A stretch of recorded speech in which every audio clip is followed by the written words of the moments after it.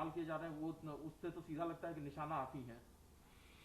देखिए, दीदी हमारी समगोत्री दीदी हैं, दोनों सांडिल हैं।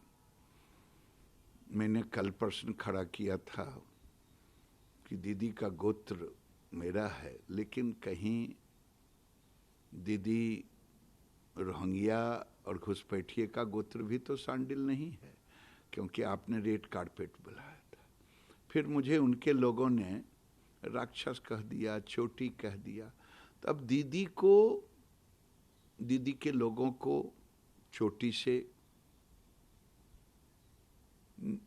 घृणा है, धर्म से घृणा है, जय श्री राम से घृणा है, और मुझे फक्र है कि चोटी मेरा संस्कार और संस्कृति। लेकिन आपको ऐसा नहीं लगता कि ये तमाम बयानबाजी से एक ध्रुवीकरण भी हो रहा है, क्योंकि ऐसा आरोप लग रहा है कि दोनों पार्टियां कहीं ना कहीं ध्रुवीकरण की राजनीति में कूद पड़ी ये हैं। तो जिसको पूछना हो पूछे दीदी से।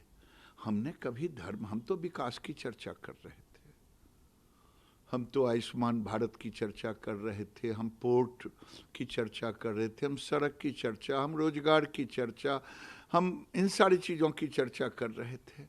लेकिन जब दीदी कलमा पढ़ रही थी, जब नमाज पढ़ रही थी, जब वो लगा तो गोत्र बताने लगी और जय श्री राम से घबराने लगी, तो ये तो उनसे पूछे, हम तो विकास की चर्चा करते हैं। लेकिन दादा इसमें चोटी और तिलक कहाँ से आ गया फिर? तो ये तो उन्हीं से पूछे। मुझे गर्व है अपने धर्म पर, अपने चोटी पर, अपने संस्कृति पर। दीदी बताएं कि रमखुदैया बन गई, उधर कलमा पढ़ रही थी, इधर गोत्र बता रही हैं। न माया मिला न राम।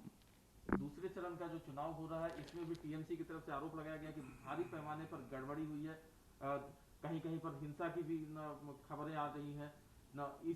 ये तमाम चीजें ममता बनर्जी ने राज्यपाल तक से शिकायत की है कि वोट डालने से रोका जा रहा है लोगों को।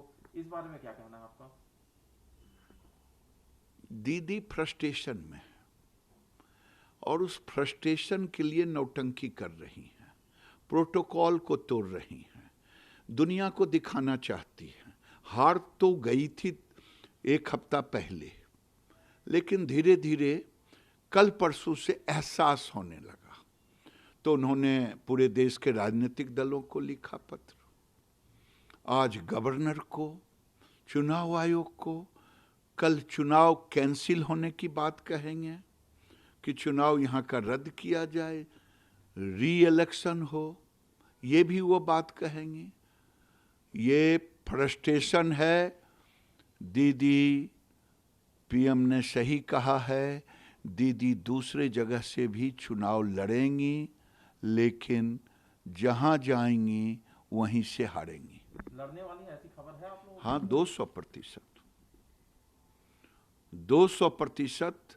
और उसी के लिए फेस सेविंग कर रही हैं। एक तो दबाव डालेंगी, फिर पुनर्मतदान हो, री इलेक्शन हो, पूरे देश के राजनीतिक दलों को बुलावे, ये सब नौटंकी होगा। और तब तक इधर तैयारी चल रहा है कहां से नामांकन करें।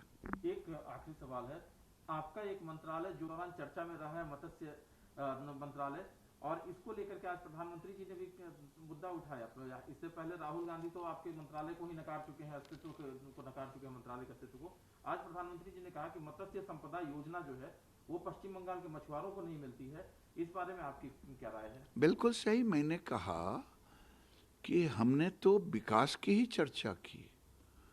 मछुआरों को नाव देना, मछुआरों को बायो टॉयलेट देना, मछुआरों को मोटराइजेशन कराना, उनके ट्रेडिशनल मछुआरों को सुविधा देना, जेट्टी देना, मार्केट देना, हार्बर देना, सारे चीज, उनको इंश्योरेंस फ्री देना, ये सारे चीज से वंचित कर दी है वहाँ के पत्रकारों, वहाँ के मछुआरों को। मैं पत्रकार से भी कहा, लेकिन ममता दीदी को लगता है इससे मोदी पॉपुलर हो जाएगा। लेकिन अब तो मोदी की ही सरकार बनने वाली है।